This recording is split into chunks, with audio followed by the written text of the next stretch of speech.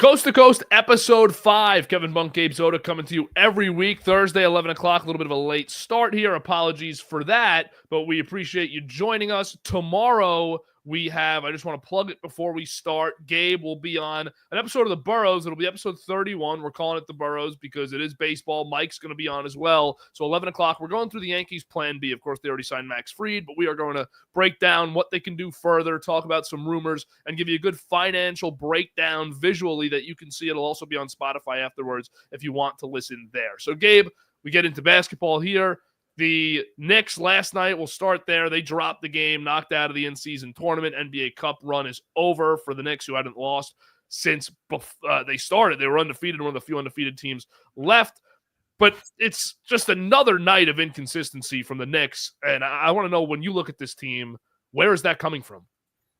It's coming from the top down, right? Last night in that game, it was Jalen Brunson not being productive. It was OG Anunoby not being his self that we're used to seeing. It was Mikal Bridges, who started off the game actually really well, and then in the latter half of the game just wasn't the same guy.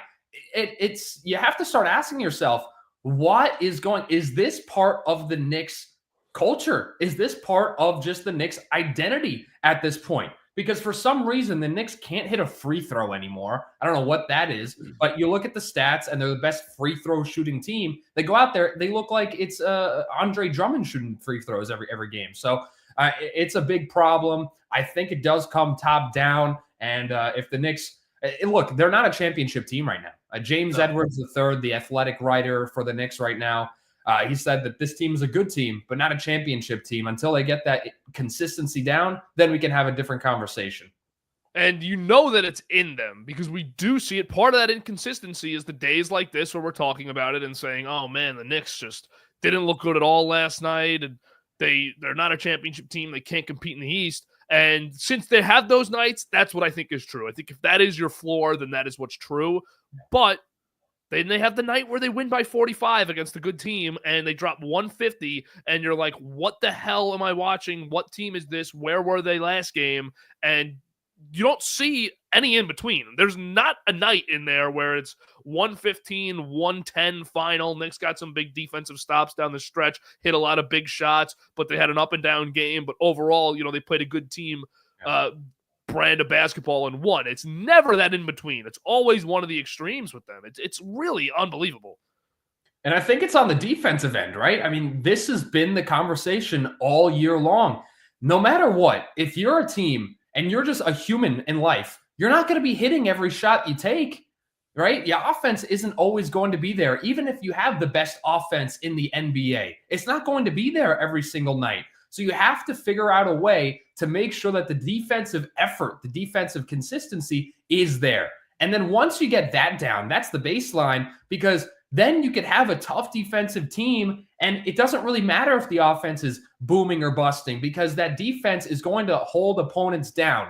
And a part of this is us probably overreacting a little bit as well. I think that is definitely a narrative or a talking point we have to talk about, is because every loss we go on here and we say, oh, this inconsistency, blah, blah, blah. But this is the standard that the Knicks are supposed to have this year, especially if you want to compete for a championship. When you lose games like this that you honestly shouldn't be losing, this is the conversations you need to have. I think last night more than ever this year, the fear of not having two true big men showed up. The Hawks' size and length completely overmatched the Knicks. Offensive rebounding for Atlanta was just a given. Every possession, they had a second chance to score, oftentimes a third chance. So that was very frightening, but it also showed that path to what we've all spoke about at some point. What does Mitchell Robinson do for them? I will say that, Mitchell Robinson's down the road. We'll talk about him in a moment, but his recovery's got another 5-6 weeks on it seems. But Isaiah Hartenstein has not been replaced. His production and ability has not been replaced, and I didn't expect it to be. Robinson can produce some of what he was able to do with the offensive rebounding. Robinson's an excellent offensive rebounder, but the second chance points, the in and out passing, the selflessness on the offensive end of the floor from iHeart was something that the Knicks really relied on down the stretch last year and in big games. And, he wanted to return to the Knicks, couldn't justify it though. And this is where we're at now where, they don't have that big body down low. Towns is not that guy. He's not soft. We speak about this a lot, but he's also not that guy that they need to replace in Hartenstein. Yeah. And the thing is, they needed a guy next to Cat who could be that guy. Because right now we're seeing that I heart passing out of Karl Anthony Towns. But when it comes to rebounding, when it comes to really the next level stuff that I heart provided, those things that honestly didn't show up on a stat sheet, that's where you really needed him. And you see flashes from a couple different players. I think Precious has had a pretty good return ever since coming back from injury. Nothing crazy, but a pretty good return. You see some of the blocking ability from guys like OG, and Karl Anthony Towns gets a couple blocks every once in a while, but you can't have that from all these different guys. There needs to be one guy that could really contribute those things, and you're not going to find that anywhere else in the league other than what you had in iHeart. And you look back at that, do you take that back? Do you maybe say, oh, maybe we should have found a way to give him more money? That's just a tough conversation to have, but you look now, what does this have now with Mitch Rob? And it's a question that I've been asking myself, Kevin. When he comes back, right, we always say, oh, the defense will be fine when Mitch Rob is back. Do you really think that once Mitch Rob comes back, all of the problems on the defense get solved? No, I don't, because there's so much wrong right now with the Knicks defense. And there's even times where it feels like Anunoby is slacking on defense too. And that just seems to be a mindset that the team has. They've moved so much to the offensive side of the ball mentally that they're lacking defensively in fundamentals. I mean, Josh Hart has not looked great on defense. OG has nights where you wonder where that defensive prowess is that he's so great at, but most nights he's great defensively. We know that. Brunson is not an elite defender. He never has been. And Towns is not elite under the basket. He's not even good under the basket defensively, but on the perimeter, he's a good defender. So I think that you will get help, but really the Knicks just, if they could get Robinson and Shamet back, I think the surface level of what it does is you're just adding two players to the mix that you don't have now that could have impact on the court. Like right now, you look past the starting five and then McBride, Payne, and I don't even want to throw Achua in right now, but McBride and Payne, those are the 7 guys that can impact the game. Yeah. And then after that, no one else really can. But Shamet, Achua, once he gets into a groove, and Mitchell Robinson all can also and give you different looks and some versatility. Will Tibbs use it? I have no idea, but that's a story for another day. Yeah, I think that's the biggest conversation. He was asked last night before the game about when Mitch Rob does come back. That means you'll probably have an 8 or 9 man rotation with Precious also there. And Tibbs gave kind of a whimsical, we'll see. I could do that, which to me, a little bit of Tibbs just being Tibbs. But on the flip side, I mean, when is he ever known to go to a possible 10-man rotation, given, let's say, Landry Shamet comes into the fold? I mean, that's never been his MO. So now you have a situation to where he's going to really have to piece things together. Does he use Campaign? Does he use Landry Shamet? And does it become a situation where we sit here and say, you have a shooter on the bench, why don't you use it? A little bit of that Evan Fournier situation. Then it just depends, can you defend? Because at the end of the day, once again, we could talk about the offense, given different looks. Can these guys defend? Evan Fournier couldn't defend anything. And a lot of these rookies that people want can't defend anything.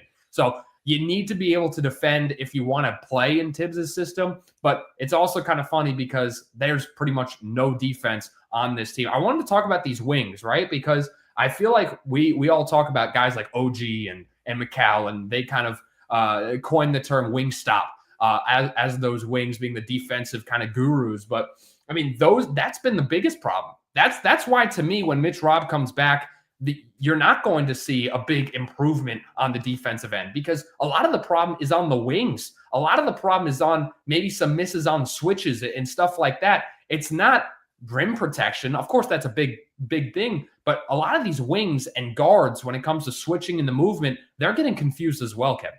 Yeah, you watch the pick and roll game too. The team's been running against the Knicks, pick and roll, pick and pop, and the ball handler last night, especially in the fourth quarter, which was just the ugliest thing I've ever watched. But last night in the fourth quarter, the ball handler drew the double team almost every single screen, and the Hawks gave it to the roller or the man popping every single time for an open look, and you could see the frustration between the players involved looking at each other like, what are we doing? Almost blaming the other guy, but neither of them know who's right or wrong in that spot. Neither of them know what they're supposed to be doing. And you saw a lot against the Pistons where the Knicks get back. They were down the whole game. They had a terrible start.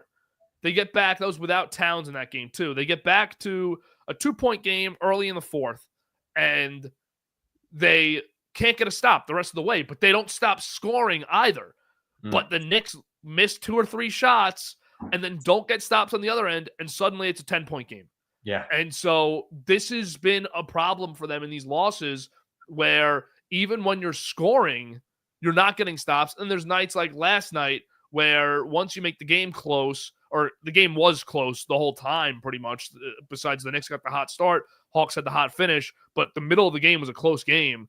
The Hawks just pulled away at the end. I mean, how many pick and roll lobs or pick and roll backdoor cut lobs is a guy left wide open cutting backdoor because Towns has to step up to Trae Young because no one knows what they're doing on the screen. The Knicks have a fundamental defensive problem right now. And they have Dante DiVincenzo last year was able to play it really well. So you get rid of him. Hartenstein was able to play it really well. He gets swapped out. And not saying you're missing Dante as someone suggested to you, but you just need to get these guys familiar with that system. But you also need Bridges to be willing to play the role. That's another thing that I don't think is a problem, but could be a factor. Well, I mean, Bridges last night, I mean, you're expecting him probably to take one of like the best players on the offensive end. He got cooked by Trae Young over and over. And it wasn't even on pick and rolls. It was just ISO plays to where Trae Young saw Mikal Bridges and just did a hesitation move and blew right by him. I saw that at least 3 times. And I looked at that. I'm like, man, I mean, we talked about how Mikal Bridges isn't this defender that everyone maybe points him out as, but I was sitting there and even I was surprised. I was like, this guy not stinks, but this guy is not good on the defensive end at all right now. And, I don't know what the reason is for that, but that doesn't seem like a slump, a mentality thing, getting used to the team. That just looks like genuinely he just isn't the defender that he used to be at all. And I think that's a huge problem coming down towards the rest of this season. The theory at play with acquiring Bridges and Anunoby is you have Brunson, who you don't want play. Traditionally the point guard's the point guard, shooting guard's the shooting guard. You don't want Brunson guarding an all-star point guard. And that's become a trend in the NBA where offensive studs at point guard typically guard the 2 on a team where that's the weaker part of the backcourt. So the theory I thought when they got Bridges was, and we both agree at every stop, he was not an elite defender in Brooklyn. Yeah. But I did not expect him to be bad either. And that's what it's been. He has not been good on defense.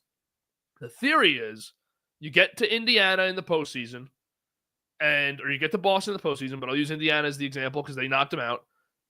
Bridges can guard Halliburton. Brunson can take a guy like Nembhard. Then you have Hart and Anunoby to deal with the other 2 players in the top 4 spots in the starting 5.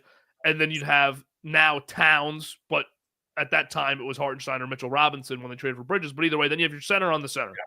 Yeah. And the fact that Bridges can't be that guy, you don't have to hold guys such as Tatum or Jaylen Brown or Halliburton to 14 points a night. I don't need that. But it's got to be a really tough earned 24 to 28. And that has not been the case at all. I mean, people are doing whatever they want. Trae Young had his number last night completely from the start of the game.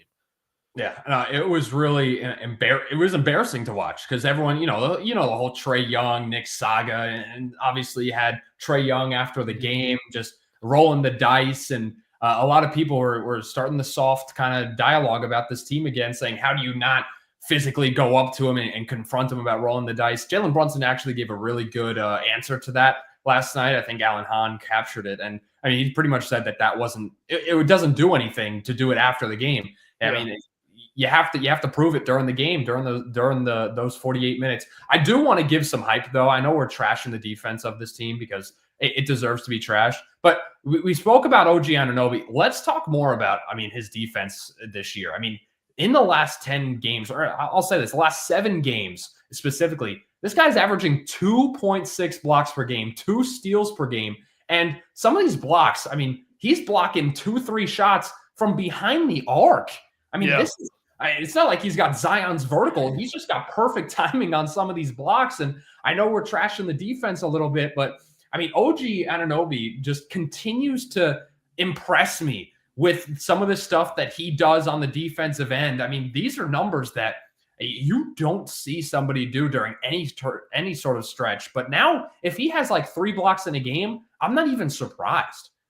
Yeah, no, he is ridiculous. The perimeter defense is just, I mean, the blocks he had in the corner last night, the blocks he's had in the corners all year this year, coming off of screens, fighting over screens, even when he's not, just recovery defense. He's been everything you could ask for. I do believe that, and maybe it's starting to shift to Towns a little bit, and Brunson, of course, still in the mix, but I believe Anunoby's the most important player in the Knicks. And I've thought that since they acquired him, just the spacing that he typically provides on offense, which is another conversation I don't want to have right now about he might be shooting the 3 ball a little too much, but the spacing he provides on offense, the movement he provides on offense off the ball, and then the defense he plays on the wing and on the perimeter is invaluable. I mean, you can't even measure it because when you lose him, you saw it against Indiana last year, everything comes off the rails. And speaking of coming off the rails, last night when he got elbowed in the face or punched in the face or absolutely mugged, whatever you want to call it, under the basket, that's where the game slipped away from the Knicks because that no call that he was clearly shook up.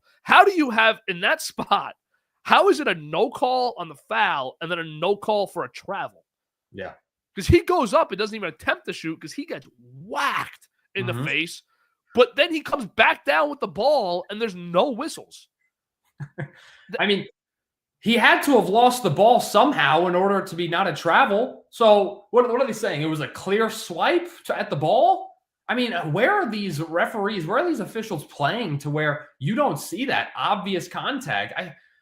That to me was, I mean, things happen. I think officiating in the NBA is one of the hardest things to do because of where you're positioned and you just can't see everything all the time and some of these micro kind of hits on the arms and stuff. But I mean, that was as blatant as it gets. And that's one of those things where you look at some of the not mental fortitude, but I'm going to say it anyway. You look at some of the mental fortitude on these guys and this team, and you have to ask yourself, is that really what's going to rattle you? Or just the refs missing a blatant call? You can't get rattled by these things because, especially in the playoffs, they're going to let them play. They're going to let them have a little bit more physicality. So if you're getting annoyed about a missed call, obvious missed call should have been called. But if that's really derailing things, and on the flip side, if you're letting that be the catalyst towards the other team going on a massive run, I mean, once again, you got to have some real big internal conversations about, are we where we need to be mentality-wise? Yeah, they didn't show it last night down the stretch. A couple fouls don't go your way. A couple calls don't go your way. Really just physical play from Atlanta, who's a very physical, athletic team, very lengthy team. They play good defense, Atlanta. I do have to say, I'm going to go on a tangent here because I was going to talk about the officiating, but forget the officiating. Yeah. Atlanta, with Dyson Daniels, with the wings they have, with the bigs they have, they're just athletic. And that's a problem that I think teams will encounter with them going into the postseason is Atlanta's going to be there, first of all. Atlanta's going to be there, and they're back as a threat after missing last season. Yeah. And did they even play around last year? No, they lost the play-in. Yep. So they lose the play-in to Miami and Philadelphia got those last 2 spots, and then Atlanta misses the playoffs after going to the conference finals a few years ago. But they are going to be back this year, and they don't even have Trae Young playing his best basketball because even last night, Trae Young was not exceptional. So if he gets back to being the scorer that he is, and he continues to play with the facilitating nature that he has been, what's he shooting right now? 30% from 3? I mean, Wait until this guy goes up 8 or 9%. This is the second or third best team in the East, possibly. So that may not happen. It's not a given that he raises his shooting percentage by 8-9% here or through a quarter of the season. But this seems a threat, and this team's good. On the other topic, we're going to get to it later, but I just want to bring it up quick because I don't think we're going to talk about it for too long. Yeah. They play the Bucks in this next round of the NBA Cup. Bucks are playing well. Do you have any different sentiments from a week ago today when we spoke about the Bucks, who were without Chris Middleton at the time? They get a few games of Middleton under the belt now. Spacing's much better with him, but they go to the NBA Cup here. They almost beat the Celtics last week on Friday, the day after we did the last episode. Do you have a different feeling about the Bucks, who were maybe a little fraudulent entering last week and this week seem to be proving it a bit more? Well, I mean, I'm still not completely shifted, but we are seeing some positive trends from the Milwaukee Bucks. Right now, in these last 10 games, they're 8-2, and they can't miss from behind the arc. They have the best three-point percentage in the league over the last 10 games. Taurean Prince is shooting 53% from behind the arc right now, which is just a number that seems unreal compared to what you'd think from a guy like Taurean Prince over the past couple of seasons.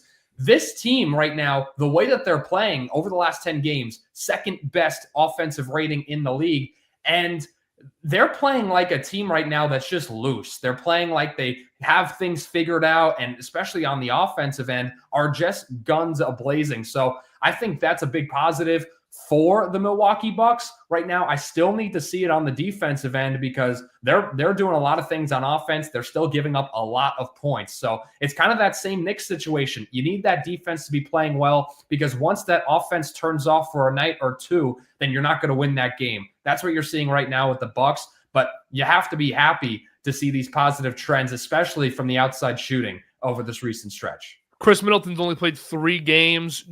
I said a few weeks ago here, and I know you are feeling the same way, and any fan who watched him should feel the same way if you know basketball. Middleton has been regressing the last 2 seasons, and that's been obvious.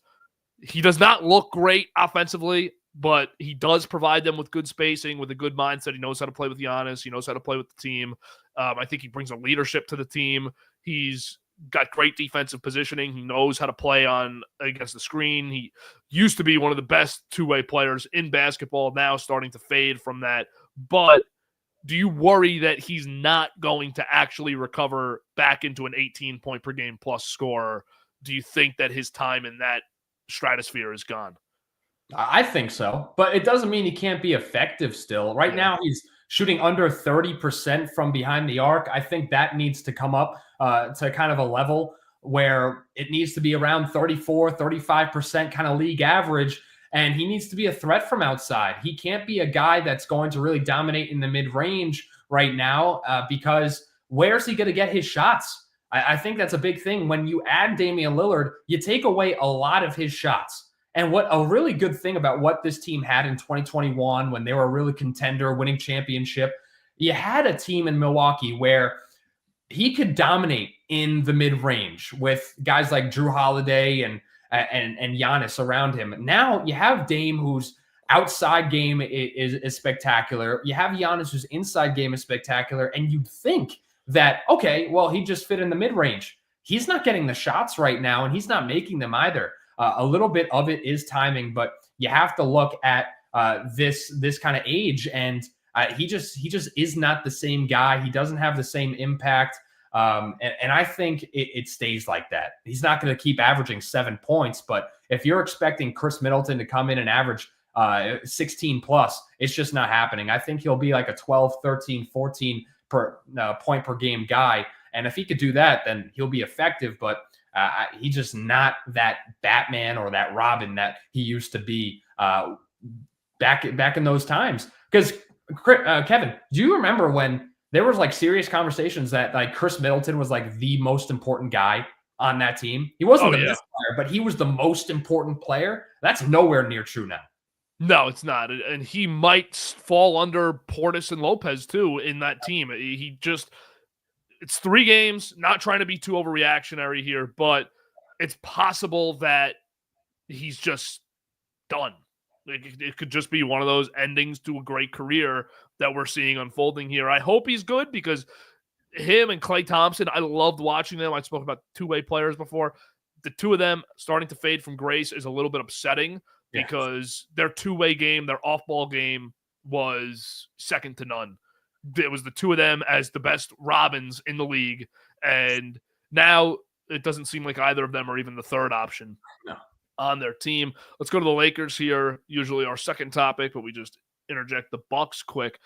Start right away. The annual LeBron trade rumors for when his team is 500 or close to. Lakers right now are 2 games over 500, 13-11. They're in 8th place in the Western Conference. Is there even a reality where LeBron James gets moved this year? No. And it would be stupid for the Lakers to do it. Like, I don't see what, like, you're trying to prove by trading LeBron. LeBron is obviously, I'll say this. I think trading LeBron would just show how incompetent the Lakers are as a franchise. Because the problem with the Lakers isn't LeBron. The problem with the Lakers is that they're still trying to make LeBron the number one guy, and they don't know how to fill around LeBron. You're going to tell me that Gabe Vincent is actually supposed to be playing on the same team as LeBron James and not on the bench, like deep in the bench, based off his playing? You're telling me Cam Reddish should really be a prominent player on this team? You know, we talked about how bad this team is week in after week out because of the players that are around this team. They're just not a good team. And that's because of Rob Pelinka. That's because of the way that this team is built. So trading LeBron, sure, go trade him. Have fun. Do whatever you want. LeBron is probably better off at that point because this team just isn't built well enough. So if you want to trade LeBron, it just goes to show to me how incompetent really this general manager and this front office is. Don't you think that Rob Pelinka has completely overstayed his welcome? Yes. Why is he the general manager? Why are we still sitting here and being, oh, well, he was Kobe Bryant's agent? Who cares? Are we still sitting here and acting like that matters when it comes to building a winning team? And he's lucky, and he's lucky that they won in 2020. He's lucky that they have that championship and he can kind of rest his head on, because other than that, he's been brutal.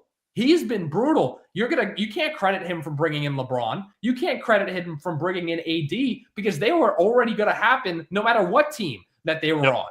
So why in the world is he still there? And to me, Jeannie Buss, it's the relationships on that team and that front office is becoming too much. And there needs to be somebody that comes in and says, hey, you guys need a reality check. If you want to win, it starts at that front office spot. They have gone with Pelinka now for 7-8 years. I think it was 2017 he got hired. And you're right. He's really done nothing impressive. What has Rob Pelinka done? What's his draft pick? What's his under the radar acquisition that you say, man, this guy is really good? You got LeBron, and that was just so lucky to get LeBron. I mean, you had nothing to do with that, Rob Pelinka. Nothing to do with that. He wanted to go to the franchise. He wanted to play in Los Angeles. He wants to live there year-round, and it was the perfect place for him. And he went in and he saw that there's young talent there, and then he said, let's go get Anthony Davis. And they had the young players to do it. The young players were part of the reason LeBron went there, but let's be honest about those young players that were brought in there. Brandon Ingram was not a Pelinka guy, so he was already there when Pelinka got that job. They had Josh Hart, Lonzo Ball. Lonzo Ball was a bust of a second pick of the draft for Pelinka, which I think was his first or second class as general manager. Maybe no, it would have had to have been his first or second. So the retrospect look at Rob Pelinka is very poor. And you just don't imagine that the Lakers, just the fall from grace for the Lakers as an ownership group and as a front office, going from having Jerry Buss forever, who is a legacy all-time great, not even basketball owner, but American sports owner, to his daughter, who has just seemed to get very complacent with the organization. You cannot trade LeBron. LeBron's not going anywhere. I don't think he wants to go anywhere. But what is the look on this team, man? If you said it incompetent, but to go and hire JJ Redick to basically try and mold this team for the last few good years of LeBron, and Redick doesn't take this job if LeBron's not on the team, and then you trade him halfway through his first season, the optics are terrible. This guy, Rob Pelinka, he was hired because they thought he would be the guy that would reattract these big free agents to Los Angeles. Because since he's an agent, he knows how these things work. He's in with a lot of these players. And that was the big selling point for Rob Pelinka all the way back then. Since then, I mean, what free agents has this guy kind of attracted? Don't say LeBron, what free agents? There hasn't been anybody that you can pinpoint and say, oh yeah, this is why we hired Rob Pelinka. Mm-hmm. He wasn't put there to draft guys. And who did he draft? Kyle Kuzma. Nice. Great draft pick. Yeah. On Kyle Kuzma. I mean, you missed out on Jason Tatum. Congrats. That's a reality. And you look at the rest of the resume as you kind of laid out, not impressive with Rob Pelinka. And if he's supposed to be the guy that's supposed to be cool with players and have these relationships with these guys to attract them over to the Lakers, then that completely failed as well. And you can't always just knock guys for saying what I said about, oh, well, LeBron just came to your team and you won a championship because of that. Like, you need to put the players in place, but look at Brad Stevens, who at the time of the move, we all know Brad Stevens is a good basketball mind. At least, I'm not going to say, I don't know what your thoughts were on it at the time, but at the time he got elevated, I thought, Danny Ainge is a pretty good GM. It's going to be tough for Stevens to build a contender with this core if Ainge couldn't. And then now we look back at what Stevens has done. Drew Holiday, Derek White. Once he made the Derek White trade, I knew he was good because Derek White's a great basketball player, and he was the perfect complementary player for the bench that they needed. So acquiring him at the deadline was a smart move. They got him for a great deal. And then you go and get Holiday. You got White. You have Porzingis. You're doing a great job building out this culture, this team. You hired two great coaches in Udoka and now Mazzulla. Yeah. So you know what you're doing, Brad Stevens. And we don't have that same idea looking back at Rob Pelinka's resume. It's just not there at all. No, it's not there at all. And I guess let's give a little bit credit here to not make this a complete bashing session. I mean, guys like Alex Caruso was a good find. Dalton Connect, good find, right? Like, these are guys that you look back at and you're like, all right, I mean, it wasn't all bad. And he has Austin Reeves, right? Good find, right? Like, so there are some players that you can pinpoint and say, okay, well, he's done well. And especially he's done well on some undrafted guys. But I mean, overall, the product is just not what you needed it to be. And you have to ask yourself, have they just wasted the twilight years of LeBron? And if you're saying anything other than a resounding kind of yes, then I don't know what to tell you. Yeah, they can't get rid of him, though. Back to the source of the conversation. Anything else you want to do here on Lakers? Well, we got Bronny playing his first road game also. This is just a weird situation, though. Like, why is that even a thing? It shouldn't be a thing. Can I do some rants about a couple of fan bases? Just I want to go Lakers, and then I want to go back to the Knicks because I wanted to rant about something with Knicks fans. First of all, Lakers fans, what is this out? Like, there's a lot of Lakers fans that really want LeBron traded and say and go back to the argument that LeBron or the Lakers were better without LeBron in the first place. First off, let's throw that away. I mean, before LeBron got there, they were in the lottery every single year. And you can make an argument, oh, well, this young core would have grown. No, they wouldn't have. They wouldn't have done anything without a guy like LeBron or without any good head coaches at all on this team. So let's throw that away in terms of for Lakers fans about wanting to trade LeBron. You should never want to trade LeBron. All of your hate should be towards Rob Pelinka. Let's go back, though. I want to, and you can chime in too on this, with the Knicks fans. What is this still obsession with Trae Young? Can we get rid of this hatred of Trae Young? I understand he won in 2021. He's now seen as this villain, and it's a cool rivalry to have. But it's a bit much now, don't you think? It's been 3 years. The Knicks are in much better position than anything the Hawks are doing right now. So stop with this nonsensical with stuff with Trae Young saying screw Trae Young every time he gets the ball. Because at the end of the day, when he wins these games, you look like the ultimate loser. And he gets doubled the wins. He could sit there, roll the dice in front of your logo, and you have to sit there with your hands under your butt, and you just have to take it because you spent all that time hating on this guy, booing this guy still, and we're almost in 2025, and we're worrying about something that happened nearly 4 years ago. And to me, it's just outrageous the amount that these fans just continue this grudge. And I'm a New York guy. It's a bit much. Well, Atlanta yesterday, and I totally agree with you. Atlanta Hawks yesterday morning post this picture of Young. It's from the playoff series. All the fans, I mean, you kind of see it's not focusing, but it's all the fans yelling at him, pointing at him while he's looking back at them, smiling. And once again, this was in 2021, and Knicks Muse quote tweets it. Love Knicks Muse. We all love Knicks Muse all the time, right? Yeah. So Knicks Muse at 3:51 yesterday, so a few hours before the game starts, he quote tweets it, and he says, when this photo was taken, Jalen Brunson started 12 games for Dallas. Josh Hart was on the Pelicans. Mikal Bridges was on the Suns. OG Anunoby was 23 years old. Deuce McBride just lost March Madness, and Paco Mdadier was in 8th grade. And that's true, but the way I saw that was, and Knicks Muse is obviously saying that to the Hawks, like, get over it. It's years ago, and it's got the context of the Knicks have been better since. Sure. I just was curious because I said, oh, man, it's crazy how much the Knicks roster's changed when I saw that. Yeah. This was the team that lost to Trae Young. RJ Barrett, Julius Randle, Alec Burks was the point guard that series. Yep. Alfred Payton was the backup point guard that series. Dennis Smith Jr., Derrick Rose, Obi Toppin was a rookie. Those were the guys on this team.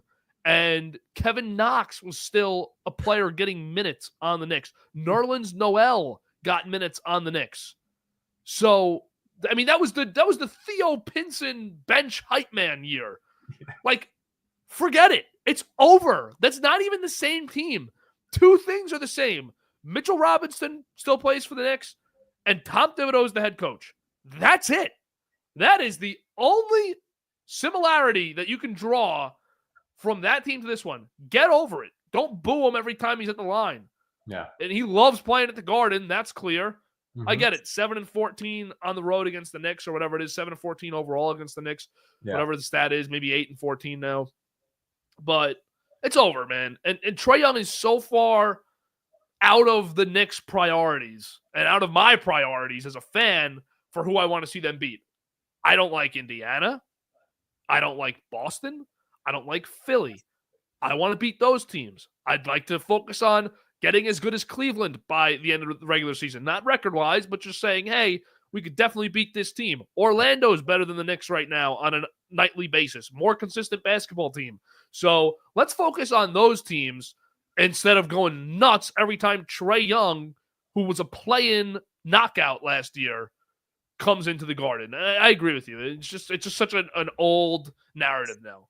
It's the same thing to me with the Astros stuff. I understand the Astros what they did hit a little bit harder for fans because they literally speeded the game. So I understood like a little bit longer kind of hating on them. But I mean, now they're still going to say screw Altuve every time he gets up to the plate. I mean, Knicks fans, New York fans, we love New York fans because we are some of them.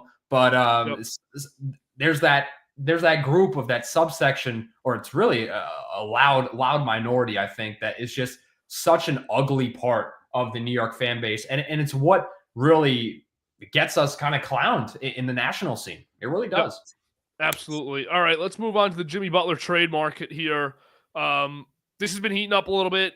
First of all, we got to ask the question, does Jimmy Butler even get traded? Right now, the Heat are the 5 seed in the Eastern Conference, and there are a few games. I think they're 2 games over 500. So they're in a position to make a run at the playoffs, but we spoke about this a few weeks ago.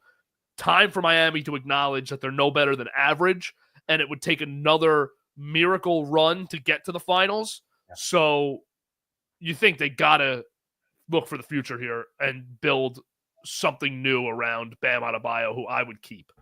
Yeah, I think it's more than been time to trade Jimmy Butler because guess what? The two guys that are really the premier guys on the offense or the premier guys for the future, Tyler Hero and Bam. I mean, Bam's getting up there in age as well. So you're looking at him and you're asking yourself, okay, he might be a guy where you can't really afford to waste any more years. You got to look at the future here, and it's going to be ugly for a couple of seasons, but that's okay.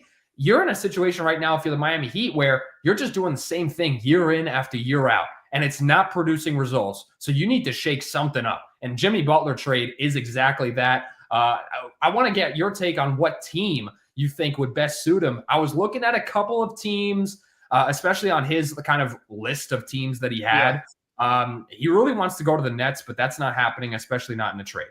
I really think that you could see the Mavericks really make a big deal and send and make some sort of trade package to make that happen. Because if the Mavericks pull out, they just went to the finals. If the Mavericks can get Jimmy Butler, a guy that could probably get you 12 points, 13 points on a nightly basis with some still really good defense, along with Kyrie, along with Klay Thompson, along with Luka, especially, guess what? You're looking at a really darn good team wing base on the defense. I think they still need a big, but I really love that idea with the Mavericks.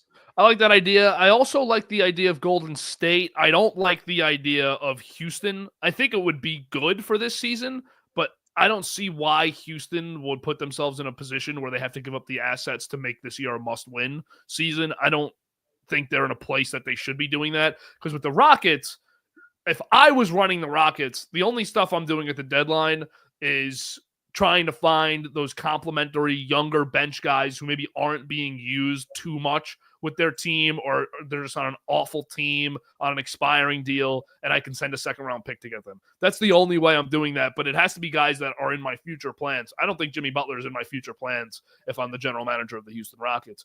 But Golden State, Dallas, you're trying to win this year. So Dallas would become the best 1-4 team in the NBA by far. I mean, nobody would have a better 1-4 than the Mavericks. And Golden State, I think, needs that wing player, because when Buddy Hield is becoming your premier off-ball player, do I love your chances at a title?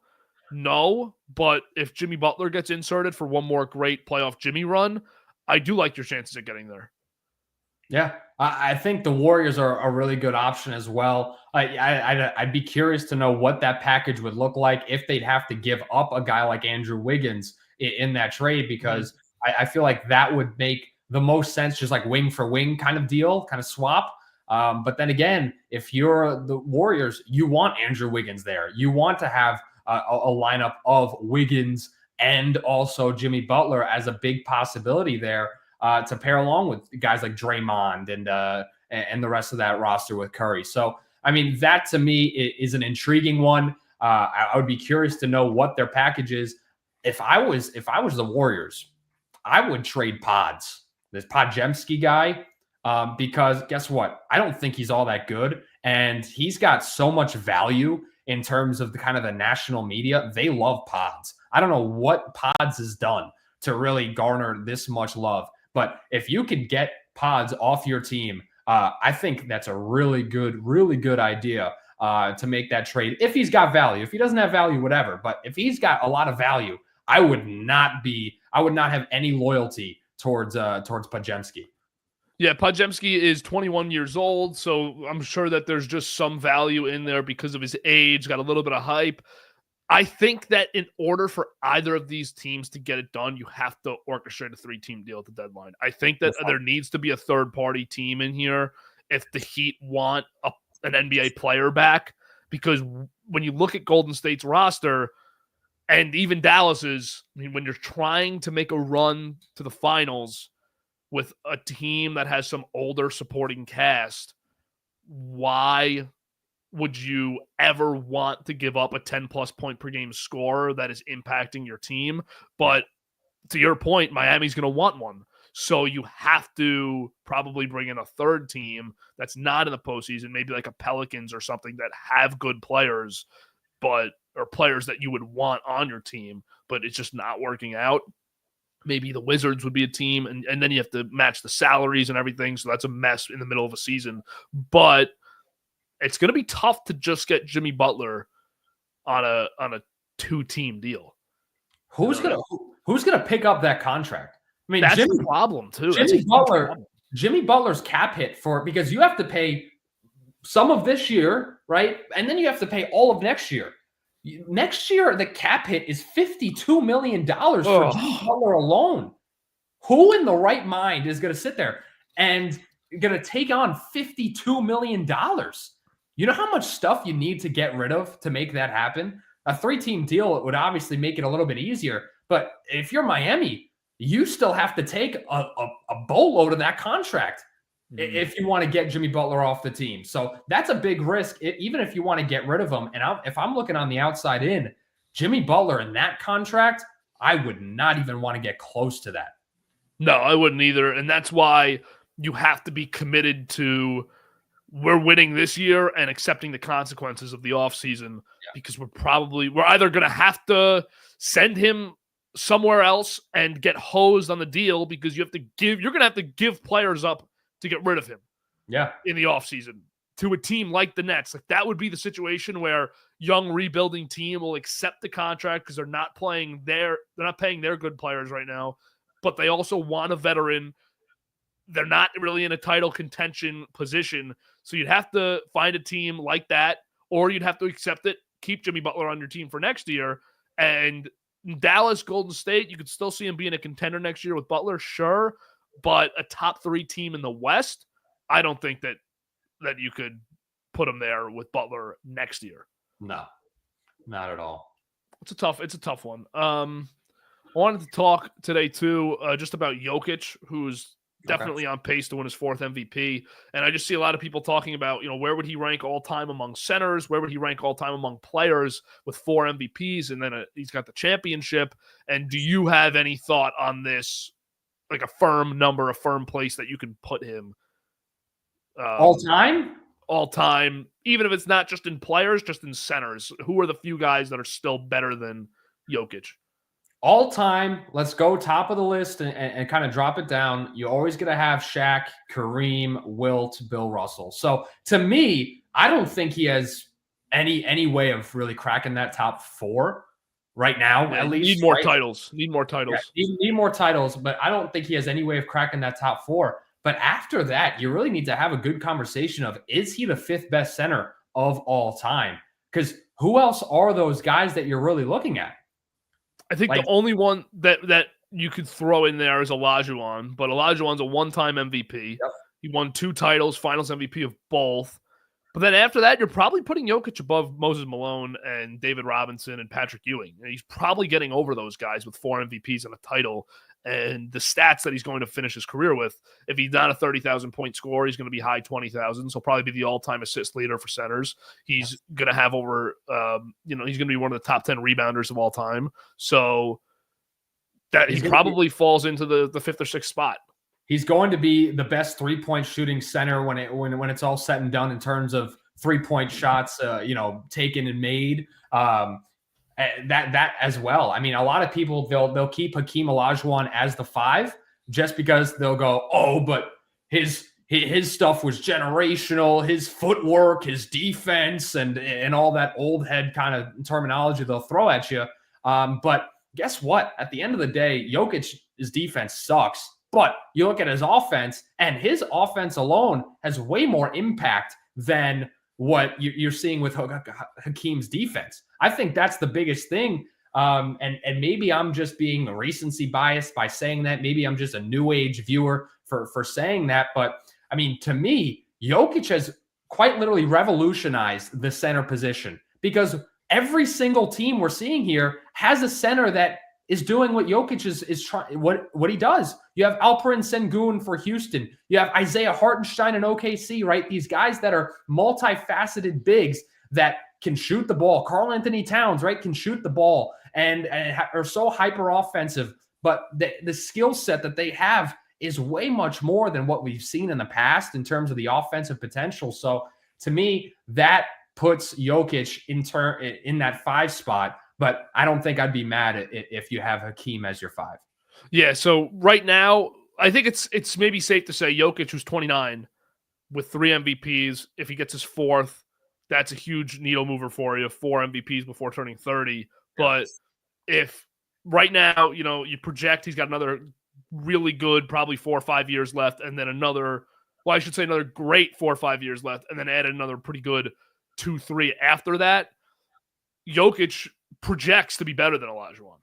Yeah. By the end of his career. And then it's the big 4, the Mount Rushmore of centers, Jabbar, Chamberlain, Russell, Shaq, that you're chasing. And it's almost impossible to debate those guys because all 4 of them could be number 1. You have Bill Russell's got 11 titles. Wilt Chamberlain's statistically and athletically the greatest to ever play. Shaq was the most dominant low post player of all time. Jabbar was the all-time leading scorer when he retired, and he's second all-time in points now. So it's like an impossible argument, but he could definitely crack Olajuwon and get into that top 5. Which to me is incredible to even think about, yeah, right? It's insane. Like the fact that we're even having a conversation. I think you could have a real debate now that he's probably better, that he is solidly in the 6th spot all time already before he's even 30 years old. You could have that argument. That's how insane this guy is. And there's a lot of conversation now, and I know you've seen it, Kevin, about the empty stats argument kind of hurting his MVP this year odds.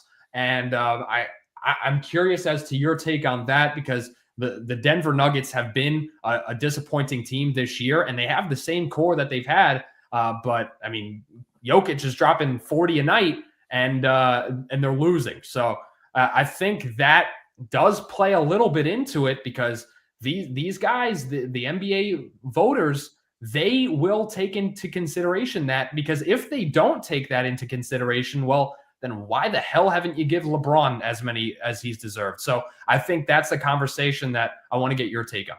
Yeah, it's definitely valid. I think he needs to have if they could end up as a top 6 seed in the West, which is possible. If they could end up as a top 6 seed and he continues to do what he's doing, I think that argument becomes more of he carried the team instead of empty stats argument. But if you remember a few years ago when Curry got the year after they were the worst or second worst team in basketball, and he was hurt for a lot of the season, and Clay was hurt, and they just never really got anything going. And the year after, I think they were the 9 seed or the 8 seed, and they lost the play-in. Yeah. I think it was to the Nuggets, or maybe they lost. Who was that? No, Nuggets had to have been a higher seed, but maybe it was the Lakers they lost. They lost to the Lakers. Yeah, I think this was like 2022. I think it was 2022. And I'm trying to find the 2022. Because that was the game that LeBron was seeing 3 rims. Yes. So 2022 play-in tournament, and that was the Beverly year with the Wolves. Pat Bev with the Wolves. That was hilarious. But Curry had that year, and I remember thinking, look at the team around Curry. I'm not an empty stats guy in these situations. Okay. I think a lot of empty stats actually come on good teams and really good teams. I think empty stats are prevalent with them. But Curry, I thought that was the best I'd ever seen him, was in 2022. I'm just trying to pull up his stats here. Because in 2022, I remember watching those Warriors games and saying, man, he's got nothing on this team. Yeah. And he is just dominating. He was 29 points a game on 50% field goal. And I was like, this is the best Curry we've ever seen. 42% from 3, 6 assists, 6 rebounds, and a steal a game. And he didn't win MVP. I don't even think he was a final 3 for MVP. But he was incredible. And I think that we might see that with Jokic this year, where the Nuggets are not ever back into that top 6. And they end up being a play-in team, and he just sit there, and you're like, just not a great year. He's not going to win MVP, and he doesn't finish top 3. But when we look back, we might say he was the best player in the league. Yeah, I mean, you're going to sit there, and the back of the card is going to say, this guy averaged 33 points per game, 12 rebounds, and 7 assists. How the hell was he not the MVP? And you look at the team and you'll say, well, the team finished 8th seed. They, made it to the first round of the playoffs, but then got bounced. I think it's that whole conversation of team accomplishment versus personal accomplishment conversation that happens in the NBA so much over these years. And I think that it will play in terms of the voters' eyes. I don't know if it'll play in the eyes of the viewers, though. I think that's the biggest differentiation. Yeah, the Curry year was actually, they got the last seed in the playoffs after winning the play-in, and this was 2022-23, and then they lost to the Lakers in the conference semifinals. That's the year I'm thinking of, when he was excellent, and he really put that team on his back, but then they fell short. They beat the Kings in 7 games. That was a great series. The Kings were the top seed, and they beat them, or the second seed, and they were awesome.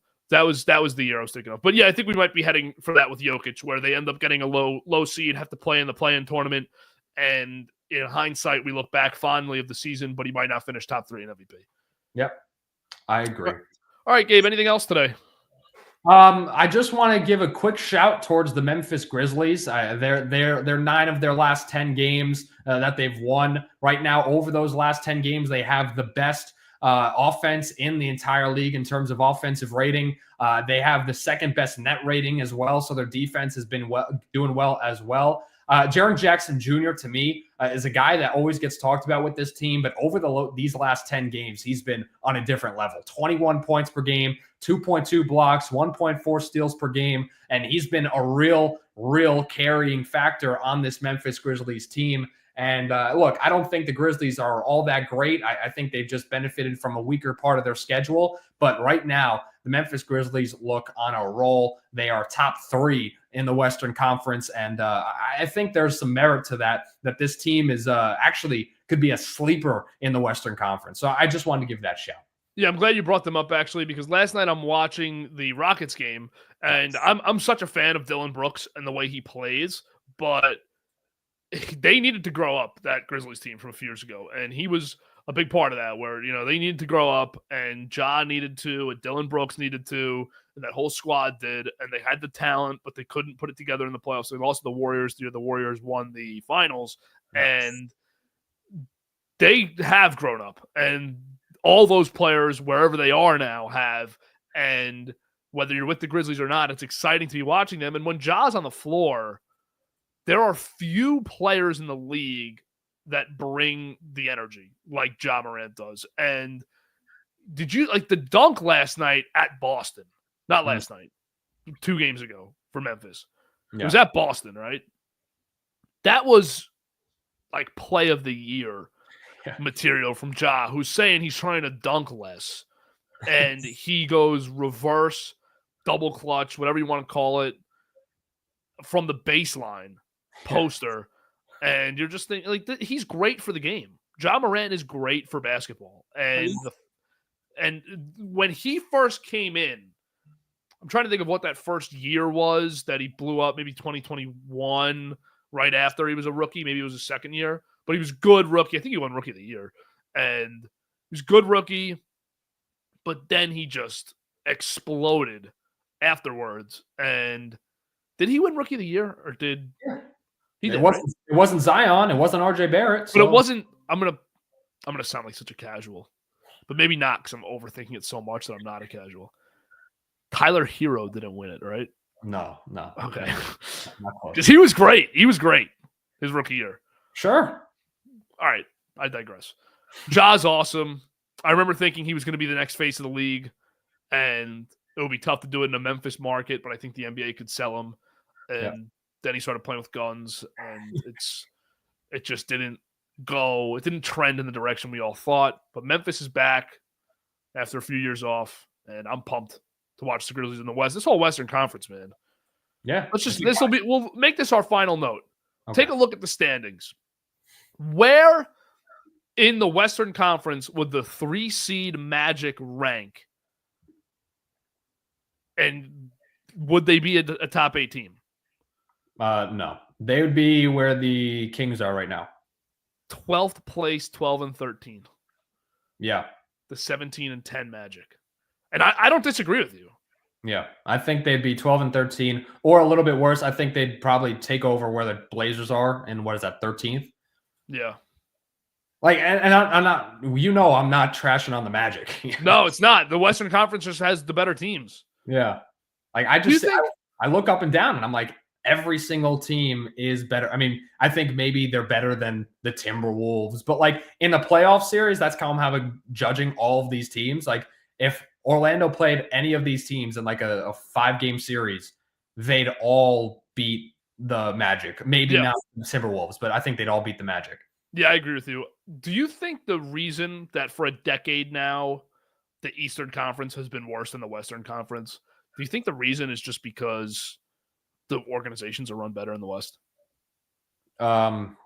Yes, let's put some more, even more details, some more nuance. That the front offices have to be better in the Western Conference because it has that precedent of being so contentious. So you have to have that pressure on that front office and say, if we want to compete, we can't just be a good team. We have to be a great front office to have some great ideas. I mean, Sam Presti took over an OKC team that was in the water, and he turned them into now the number 1 seed. You need to have these next level front offices and guys to have a position or a shot to even make the playoffs in the Western Conference. And on the flip side, you don't need that on the Eastern Conference. So it almost doubles up on itself to where an Eastern Conference team can say, well, we make the playoffs every year, so we have the right process. But if you compare it into the whole league, the whole scale, your process is probably the 20th best in the whole league, but you make the playoffs in the East and you feel kind of good about yourself. So I think it's a little bit of both there to the reason why that's true. The Eastern Conference first round, you win it, and you kind of know which teams are going to win, and you win it. It's like it means nothing. There's always been 4 teams in the East that were good, and that's it. Even in some years, there's only 2 or 3. Last year, there might have been 1 in the East that was really good, and we saw that in the postseason. Boston just ripped through. But then the West, every other year, it feels you watch the play-ins, and you're like, these 4 teams could go to the finals. Yeah. Like, how is this possible?